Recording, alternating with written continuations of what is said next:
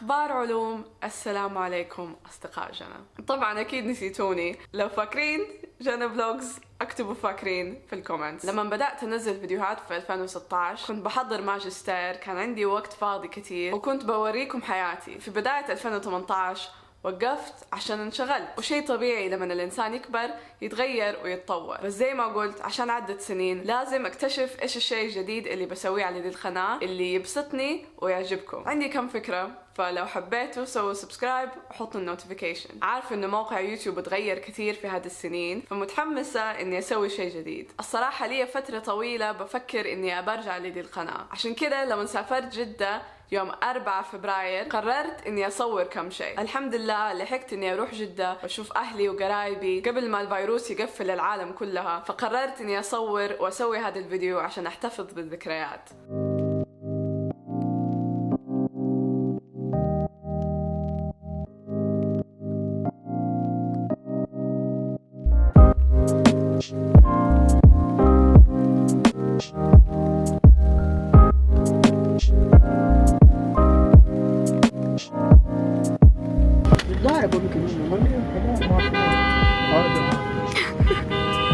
وصدموا إلا صدموا.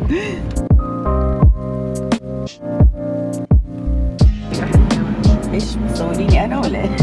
بصور الشارع.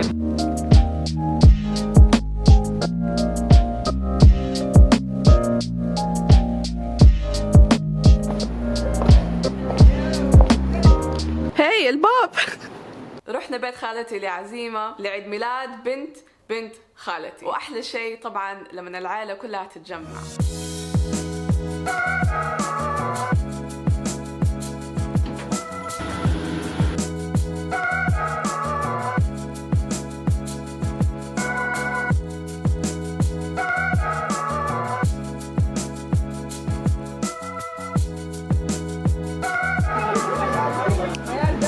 Selma, it's your birthday.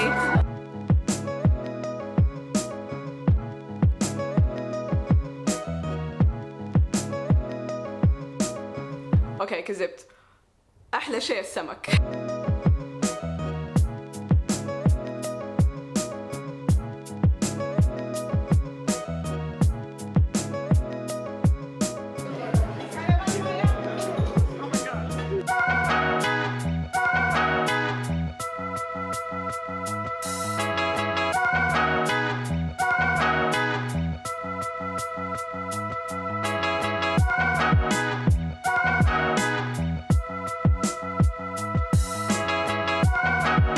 أنا دقت سمك من كل حوالين العالم، ما في سمك زي السمك حق جدة. ترى هنا في بريطانيا ما عندهم سمك طعم للأسف، يعني ياكلوا شيء اسمه كود طعمها زي البيض، ماني عارفة ليش ياكلوها. يعني بدرجة إنه في ناس في بريطانيا ما يحبوا السمك أبدا، لأنه بالنسبة لهم شيء مو طعم، يعني كمبدأ. تخيلوا لو داقوا سمك جدة، لا حد يقول لهم أظن يحتلوا بلدنا. وأحلى شيء عن السمك حقنا إنه كله يتاكل باليد، ما أبغى أشوف ملعقة، ما بشوف سكينة. بريطانيا لازم كده يا أخي بفصفص بيدي. طبعا عشان لي أكثر من 20 سنة عايشة في بريطانيا، دائما أشياء كثيرة توحشني في جدة، بس أكثر شيء هي جمعة العائلة. ولما تكونوا عايشين برا دائما يفوتكم عيد ميلاد أو فرح أو عيد، فبالنسبة لي شيء مرة مهم لما ألحق فرصة زي كده. This is from Jana.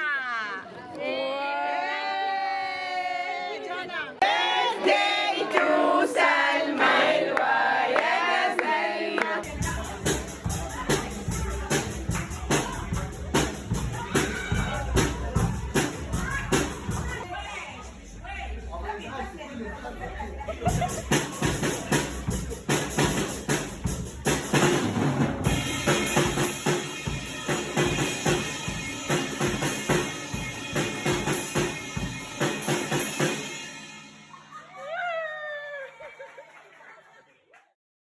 صح لما تكونوا عايشين برا أشياء كثيرة تفوتكم، بس في شيء مميز لما أرجع جدة في إجازتي، عمتي لازم تسوي عزيمة.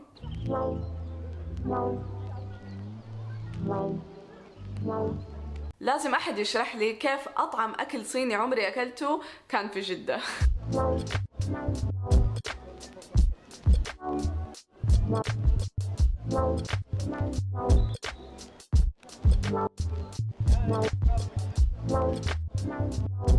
خلاص كفتك وانت بتاكل. من يوم ما فتحت عيني بيتنا وبيوت عماتي وبيت عمي كلها جنب بعضها، لو نبي نسلم على بعض حتى ما نحتاج نخرج في الشارع، بس في باب يوصل. وبيت عمتي دائما يجيب لي السعادة، يعني يفكرني بطفولتي، وكل ما أدخله أحس بإحساسي لما كنت طفلة صغيرة وعايشة بجدة.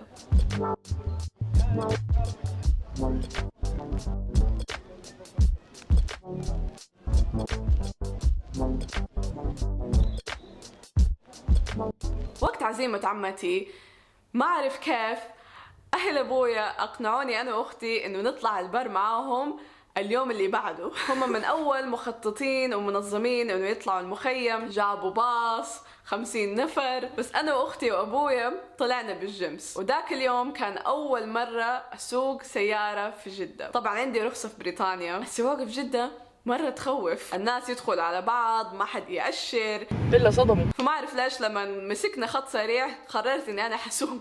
الطريق جانا. ايوه لانه اليمين هذول حيخرجوا، فاهمه؟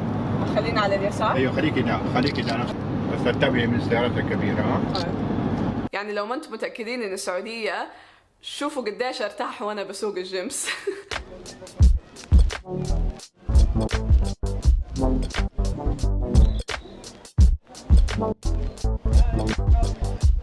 كيف نوقف؟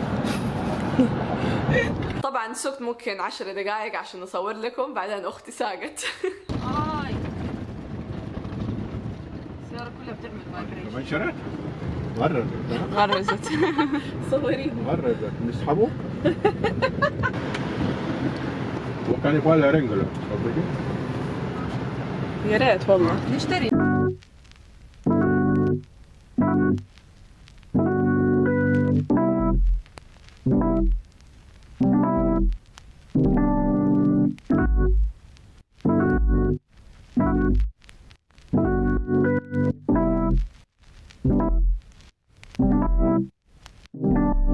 خليني اشرح لكم شيء. لما رحت جدة كنت ابى ارتاح، كنت ابى اروق، كنت ابى اقعد مع اهلي.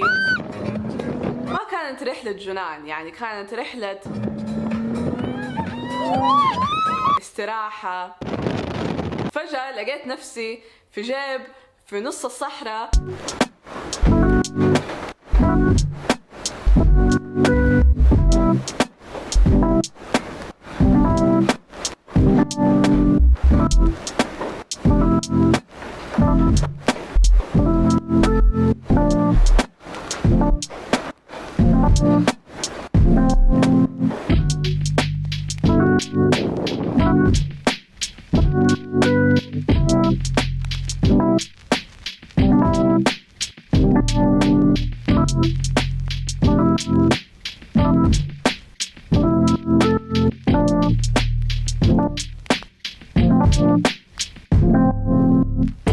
لما الفرصة ما حتنعاد لفترة طويلة لازم ما تقولوا لا، لازم تجربوا شيء جديد. متى في فرصة للتطعيس في بريطانيا؟ يعني أبدا. أكيد كلكم اللي بتتفرجوا دحين مرة متعودين على هذه الأشياء، اعذروني أوكي؟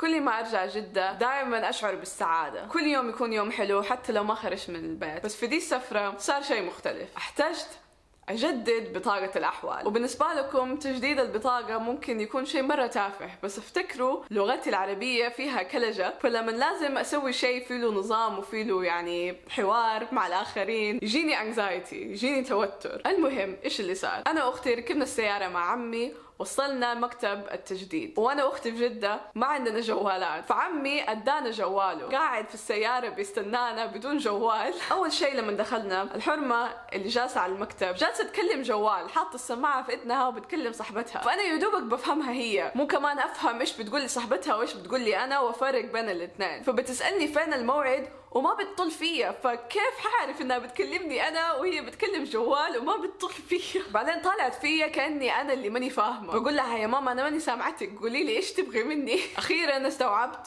وريتها الموعد، قالت لنا اطلع فوق، يلا عبي هذه الورقه، حطي عنوانك، حطي رقمك، حطي تفاصيل عنك ما انت فهمتها. الموعد تقريبا بعد 5 دقائق، ودونا الرقم وقالوا حينادوا الرقم. انا واختي بنطالع على الورقة ما احنا عارفين ايش نسوي. دحين باقي ممكن 2 دقيقتين على الموعد، واحنا نحتاج على الأقل 20 دقيقة عشان نعرف إيش نملي. عنواننا أصلا ما نعرفه يعني، ورقم ما عندنا، جوال ما عندنا. افتكرنا إنه عمنا ادانا جواله. اتصلت على أبويا قال لي أوكي دحين أرسل لك هو، أرسل لي صورة العنوان. رجعت اتصلت عليه قلت له بابا ما ينفع، خليك معاي على الخط ومليني حرف حرف. وانا لسه اظن بس كتبت اسمي في الورقه والحرمه تنادي الرقم حقنا. فانا ماسكه التليفون وماسكه القلم وبعبي العنوان، وابويا بيديني حرف حرف، وامي سمعتها برضو في الباك جراوند بتديني حرف حرف، والحرمه ورايا بتصرخ الرقم حقي ماني عارفه ايش اسوي. اختي قاعده ساكته وبتطنش الحرمه اللي بتنادي رقمنا، وانا جالسه اسال ابويا بابا ايش يعني المهنه. الحرمه جات عند اختي، ايش رقمك؟ اختي توريها ارقامنا. الحرمه فصلت بتقول لها انا لي 5 دقائق بناديكي ليش ما جيتي، واختي ايش تقول لها؟ ما سمعتك.